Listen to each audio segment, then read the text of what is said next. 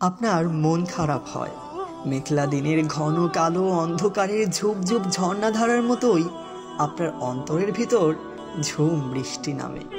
আপনি কাঁদেন, আপনি খুব একাকী অনুভব করেন।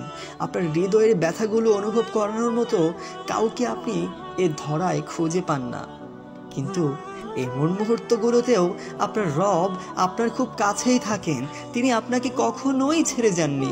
তিনি রহমান, তিনি রহিম, যিনি আপনার সব কিছুর খবর রাখেন।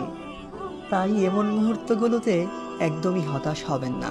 আপনার এই একাকিত্ব, হতাশার মুহূর্তগুলোতে আপনার সুযোগ রয়েছে আপনার রবের সাথে আপনার সম্পর্ক আরো গভীর করে তোলার।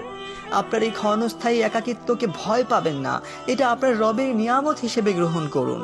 এই সময়টা আল্লাহর সাথে কাটান, দেখবেন মনে প্রশান্তি আসবেই আসবে। অন্তরটা তার স্মরণে জড়িয়ে রাখার চেষ্টা করুন। আপনি আকাশ পানে চোখ তুলে তাকান, আপনি আপনার রবের নিকট আপনার সকল কথা খুলে বলুন। আপনার সব যন্ত্রণা আপনি আপনার হৃদয় চিরে দেখান। আপনার একমাত্র মালিককে আপনি দেখান আপনার হৃদয়ের ঠিক কোন জায়গাটিতে জ্বলজ্বল করে জ্বলে ওঠে শত শত ক্ষত আর ব্যথা। দুনিয়ার কেউ আপনাকে না বুঝতে পারলেও আপনার রব আপনাকে ঠিকই বুঝতে পারেন।